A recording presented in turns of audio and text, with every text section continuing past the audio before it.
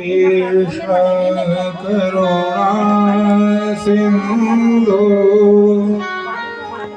दीनबंधो जगत्पते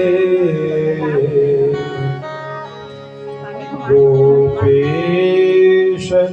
गोपिका कांत राधा कांत नमोस्तुते।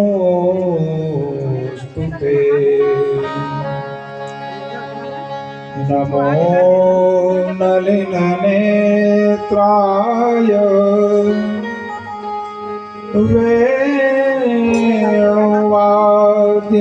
वेणुवाद्यविनोदिने राधाधर सुधापान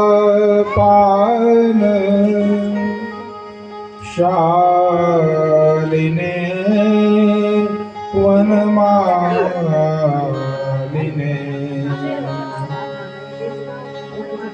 राधे वृंदावनाधीशे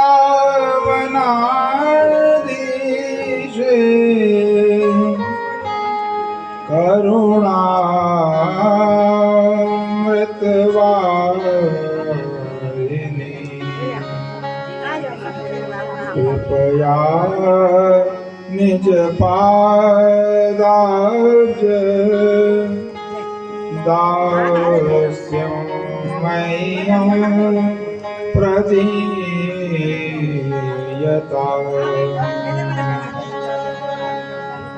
कृष्णाय वासुदेवाय देवकी नंदनाय च नंदगोप कुमाराय गोविन्दाय नमो नमः। नमः पंकजनाभाय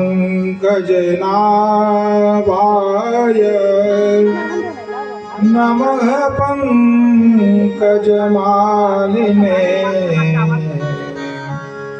नमः पंकजनेत्राय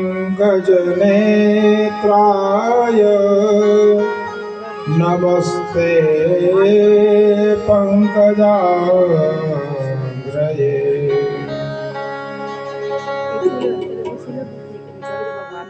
कृष्ण केशव कृष्ण केशव कृष्ण केशव पाहि मां। कृष्ण केशव कृष्ण केशव कृष्ण केशव पाहि मां। कृष्ण केशव कृष्ण केशव कृष्ण केशव पाहि मां। कृष्ण केशव कृष्ण केशव कृष्ण केशव पाहि मां। कृष्ण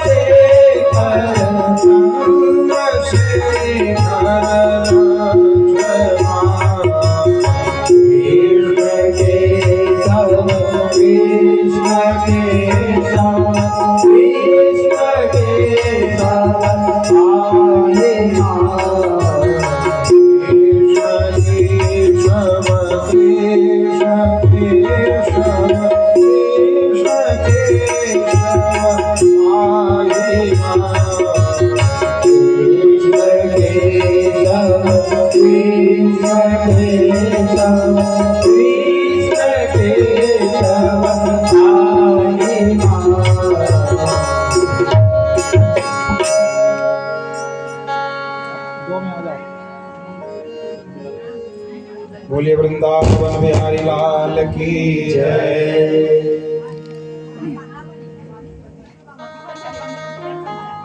भागवत महापुराण की जय। सर्वावाहित देवताओं की जय। स्थान देवताओं की जय।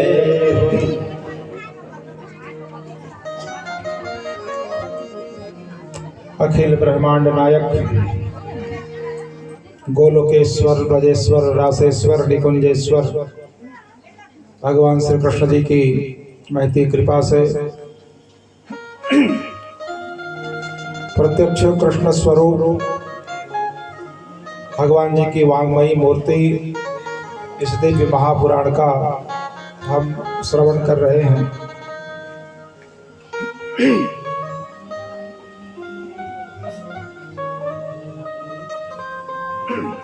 यद्यपि द्वादशांगो वही विष्णु के प्रमाण से पूरा भागवत ही भगवान जी के अंग हैं और शरीर में कोई भी अंग उपेक्षित नहीं रह सकता, सबका समान महत्व होता है। फिर भी पूरे शरीर में भाव के लिए कोई स्थान है तो वो हृदय है और 10वां स्कंद जो है भगवान का हृदय है, जिसकी कथा आज प्रारंभ होगी जन्मोत्सव के समय। पूरा भागवत ही भगवान जी की मूर्ति है। कोई स्कंद चरण माना गया, किसी स्कंद को हाथ माना गया, किसी को कटि प्रदेश, किसी को हृदय प्रदेश, किसी को मस्तिष्क बुद्धि। 11वां स्कंद भगवान की बुद्धि है, इसमें ज्ञान की चर्चा है। तो 11वां स्कंद ज्ञान की चर्चा है, विशुद्ध वेदांत है, तो थोड़ा शुष्क है थोड़ा सा। लेकिन 10वां स्कंद भगवान का हृदय है और भाव के लिए कोई स्थान है तो हृदय ही है। इसलिए जब कथा 10वें स्कंद में प्रवेश करती है तो और भी रस विशेष का संचार हो जाता है और अधिक रस की वर्षा होती है। यद्यपि स्वादु स्वादु पदे पदे, भागवत जी का कोई भी श्लोक कम स्वाद का है नहीं कह सकते, चाहे वो किसी भी स्कंद का हो, किसी भी अध्याय का हो। कल अजामिल की चर्चा हुई, प्रहलाद जी की चर्चा हुई।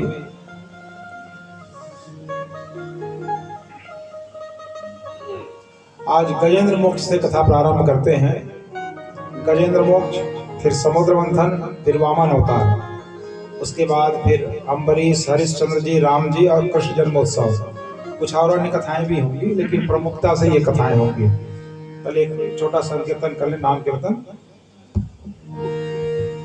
जय जय श्री कृष्ण चंद्र नंद के दुलारे, जय जय श्री कृष्ण चंद्र नंद के दुलारे, जय जय श्री कृष्ण चंद्र नंद के दुलारे, जय जय श्री कृष्ण चंद्र नंद के दुलारे, नंद के दुलारे यशोदा के प्यारे, नंद के दुलारे यशोदा के प्यारे, के दुलारे यशोदा के प्यारे, नंद के दुलारे यशोदा के प्यारे, जय जय श्री कृष्ण चंद्र नंद के दुलारे, जय जय श्री कृष्ण चंद्र नंद के दुलारे, जय जय श्री कृष्ण चंद्र नंद के दुलारे, जय जय श्री कृष्ण चंद्र नंद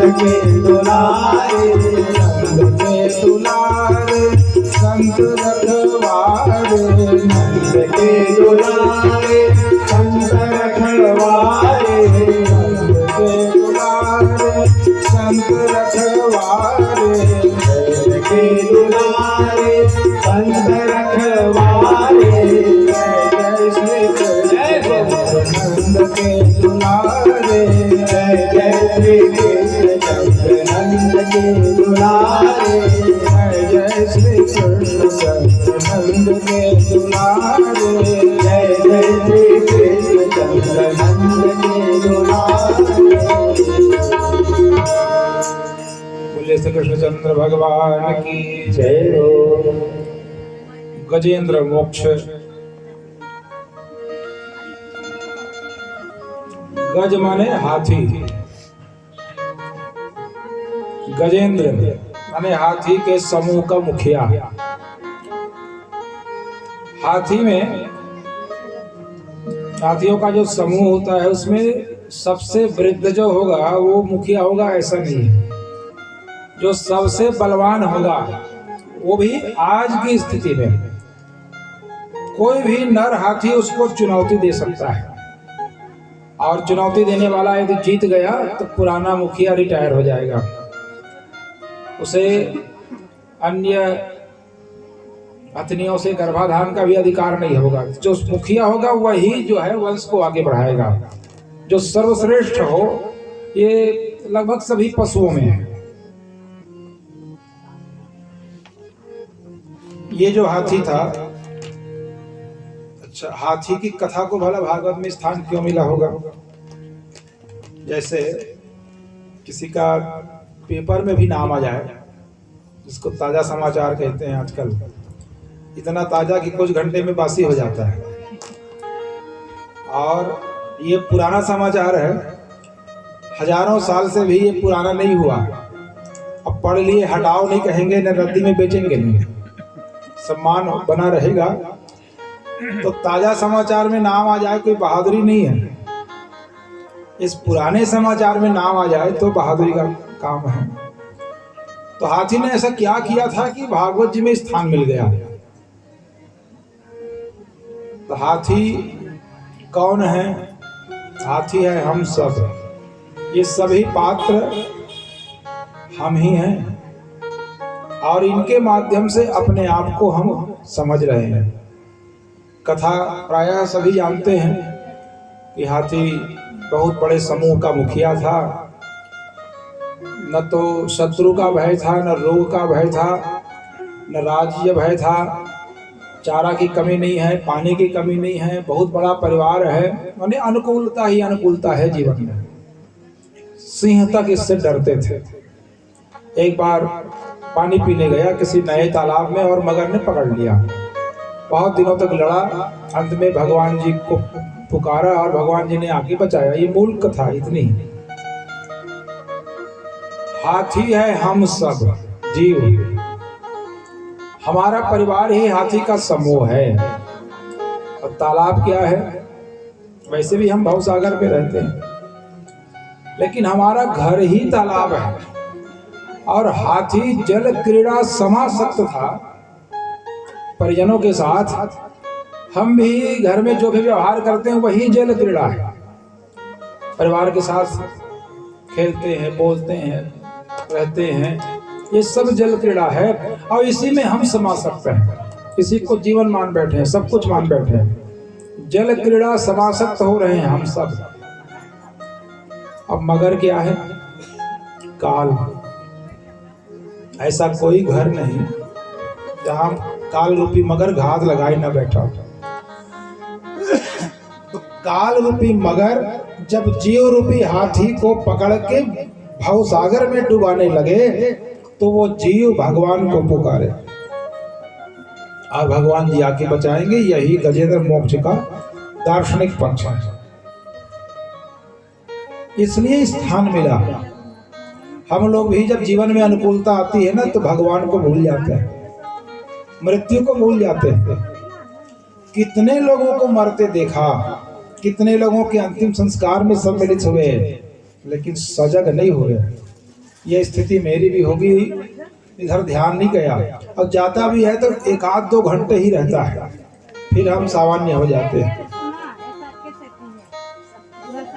तो काल रूपी मगर जीव रूपी हाथी को दबोचे, तभी वो भगवान को क्यों पुकारे?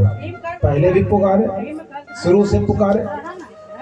तो 2 बातन को भूल मत जो चाहे कल्याण, और नारायण एक मौत को और दूजे श्री भगवान। 2 बातों को कभी नहीं भूलना चाहिए, मृत्यु को और भगवान को। प्रायः हम लोग मृत्यु और भगवान दोनों को भूले रहते हैं।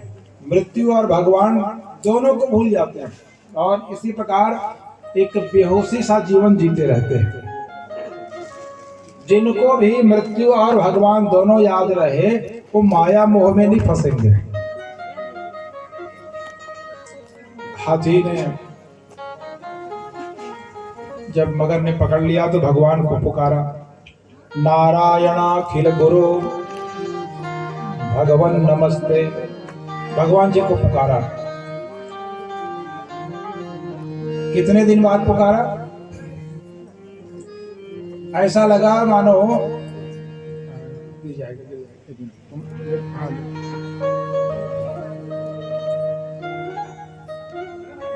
1000 साल हो गया हो मगर से लड़ते लड़ते। ऐसा लगा हाथी को। समा सहस्त्रम व्यगमन महीपते। कभी कभी जब दुख का समय आता है ना तो काल ठहर गए ऐसा लगता है, या बहुत लंबा समय बीत गया ऐसा लगता है। अपने बल से प्रयास किया, नहीं बचा, परिजनों से सहायता मांगी, वो भी काम नहीं आया, तो परिजन भी किनारे हो गए। जब कोई बीमार हो, हॉस्पिटल में हो, तो कोई परिजन देखने आता है, पूछता है कैसा लग रहा है। हमारे गुरुजी कहते थे 2-4 सुई तुम भी लगवा लो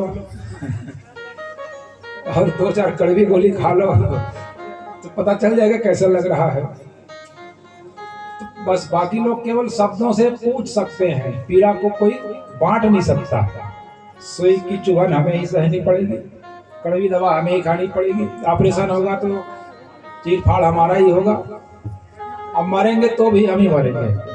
कितने भी हमारे प्रेमी क्यों ना हो, कोई ये नहीं कहता कि तुम रह जाओ मैं चले जाता हूं तुम्हारे बदले, या तुम्हारे बिना मैं जी नहीं पाऊंगा तो मैं भी चलता हूं चलो, ऐसा भी नहीं होता।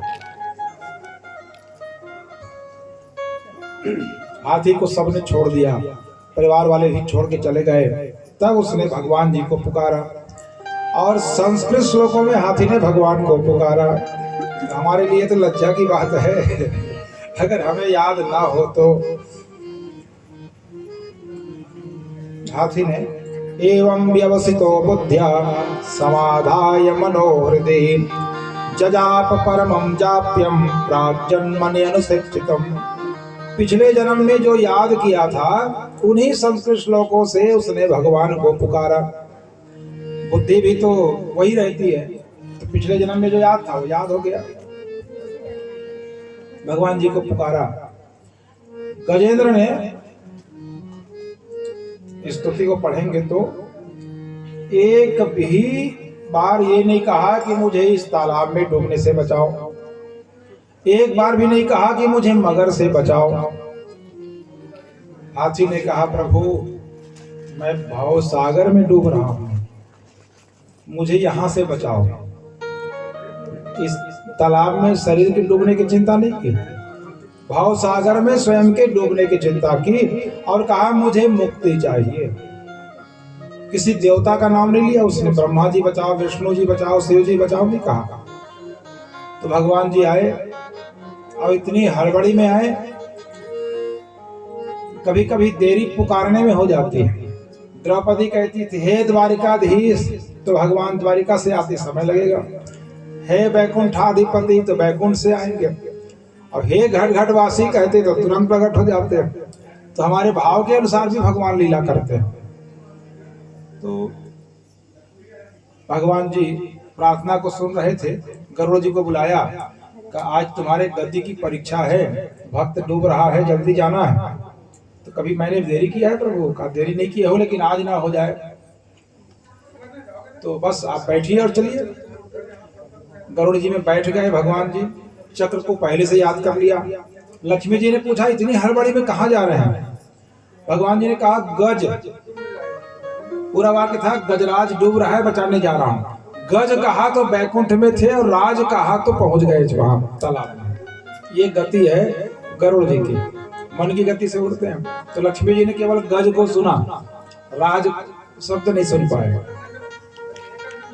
चक्र से दो भागों में चीर दिया मगर को। अब हाथी भगवान जी को देखा तो प्रणाम किया और उसी तालाब में कमल के फूल खिले हुए थे, तो एक कमल के फूल को अपनी सूंड में लपेटा, तोड़कर भगवान जी को अर्पित करना चाह रहा है। लेकिन इतना थक गया था लड़ते लड़ते कि कमल दंड को भी हाथी तोड़ नहीं पा रहा था। ये थकने भगवान जी आ गए तो पलकों को उठाने में परिश्रम करना पड़ा दर्शन करने के लिए, इतना थक चुका था हाथी। नारायण अखिल गुरु भगवान नमस्ते कह के प्रणाम किया और एक कमल फूल भगवान को अर्पित किया। हाथी और मगर दोनों तर गए। मगर दुष्ट था, भक्त को सताया, लेकिन वो पहले बैकुंठ पहुंचा, भगवान के हाथों मरा इसलिए। फिर हाथी ने कमल का फूल तोड़ के भगवान को अर्पित किया, 3 परिक्रमा किया, उसके बाद वो तरा। तो मगर को क्यों तारा भगवान जी ने? राम ते अधिक राम कर दासा, राम से अधिक महिमा उनके दास की है। हाथी ने भगवान को पुकारा, भगवान की शरण में गया, मगर तो हाथी की शरण में गया, पांव पकड़े थे ना भक्त के, इसलिए पहले तर गया और भगवान को पूछने वाला बाद में तरा। जय और विजय दोनों बैकुंठ पहुंच गए। बैकुंठ में दोनों ने भगवान से पूछा कि हम क्या करें यहाँ? क्या करोगे? रहो, मौज करो, यहाँ आनंद से रहो। तो कहने कुछ सेवा हमें मिलनी चाहिए। का तुमको कोई काम दिखता हो तो कर लो, हमको तो यहाँ कचरा भी नहीं है कि झाड़ू पोछा करो, साफ है ये तो। का आपका इतना बड़ा महल है, दरवाजा है, कोई चौकीदार नहीं है, हम लोग चौकीदार हो जाए? अब खड़े हो जाओ, लेकिन किसी को रोकना टोकना मत। ये दोनों जय विजय बने, हाथी और मगर ही जय और विजय बने हैं। ये कथा है आनंद रामायण में। अब इसके बाद समुद्र मंथन की कथा है। अच्छा, हाथी कौन था, मगर कौन था, इसकी भी चर्चा भागवत जी में है। हाथी पिछले जन्म में इंद्रद्युम्न नाम का राजा था। इसका मन राज कार्यों में लगता नहीं था और दिन भर भजन करता था। महल से दूर चला जाए और जंगल में किसी पेड़ के नीचे बैठ के भजन करे दिन भर। एक दिन ऐसे ही कर रहा था, उसी रास्ते से महर्षि अगस्त जी अपने शिष्य मंडली के साथ जाने लगे। राजा आंख बंद करके भजन में लीन था, तो महात्माओं के आने का पता नहीं चला तो प्रणाम नहीं किया। प्रणाम नहीं किए तो महात्मा नाराज हो गए। कहा मैं आ रहा हूँ, जा रहा हूँ, ये हाथी जैसा यहाँ बैठा है, हाथी हो जाए, बिना कोई अपराध के हाथी हो जाए। राजा ने आंख खोली, देखा महात्मा को प्रणाम किया, आपने कुछ कहा क्या महाराज? तो कहा नहीं, तुमको साफ दिया हूं, अब तुम हाथी बनोगे। तो मेरी गलती क्या है महाराज? कब तुमने प्रणाम नहीं किया? मैं आपको देख नहीं पाया महाराज, जी जरूर प्रणाम करता, तब मुंह से निकल गया तो बनना पड़ेगा। तो मैं तो भजन कर रहा था। कहा ठीक है, हाथी बनने के बाद भी तुम्हारी मुक्ति हो जाएगी, भगवान आएंगे तुमको बचाएंगे, ये वचन देता हूं। जितने भी लोगों को श्राप मिला है, किसी भी पुराण में कथा पढ़िए सुनिए, उनकी मुक्ति अवश्य हुई है। जिनको जिनको श्राप नहीं मिला है ना, अभी अटके हुए हैं। तो महात्माओं का क्रोध भी कल्याणकारी होता है, इसलिए बहुत ज्यादा चिंता नहीं करनी चाहिए। किसी महात्मा को जानबूझ के नाराज नहीं करना है लेकिन हो भी जाए तो उसमें भी कोई चिंता की बात नहीं है, उनका क्रोध भी कल्याणकारी होगा। ये मगर कौन था? हुहु गंधर्व सप्तमः। दिखने में बहुत सुंदर था, गंधर्व था, लेकिन नाम था हुहु। आज तक किसी का नाम सुने? बस ये गंधर्व रखा था। एक पात्र है जिसका नाम है हाहा, भागवत में ही है। अब हाहा और हुहु अच्छे नाम है, घर में रखिएगा। हुहु गंधर्व सप्तमः। तो बालक था, 10-12 साल का, नदी में नहा रहे, महात्मा देवल के पांव को जाके पकड़ लिया। उस तालाब में मगर भी थे, इसलिए महात्मा जी बहुत भयभीत हो गए, चीखने चिल्लाने लगे। तब ये लड़का बाहर निकल के नाचने लगा, आपको डराया, बहुत सुख मिला। महात्मा ने कहा मगर बनने की बड़ी इच्छा है तुम्हारी, जाओ स्थायी रूप से हो जाओ। तो उसको मगर होने का श्राप दे दिया। तो मगर और हाथी दोनों शापित थे और दोनों आपस में लड़े। भगवान जी ने आया, दोनों को बचाया। तो देवल ऋषि ने मगर को श्राप दिया, मैंने हुहु गंधर्व को श्राप दिया था, और अगस्त ऋषि ने इंद्रद्युम्न राजा को श्राप दिया था, वो हाथी बना। अगस्त ऋषि और देवल ऋषि ने भगवान से पूछा था कि आप आओगे कि नहीं आओगे? नहीं पूछा, कह दिया, और भगवान जी को आना पड़ा। संतों के वचन को सिद्ध करना भगवान अपना कर्तव्य मानते हैं, जरूर पूरा करते हैं। स्वयं का कोई वाक्य भले ही असत्य हो जाए, लेकिन संतों की वाणी को असत्य नहीं होने देते, ये भगवान की लीला है। अब समुद्र मंथन।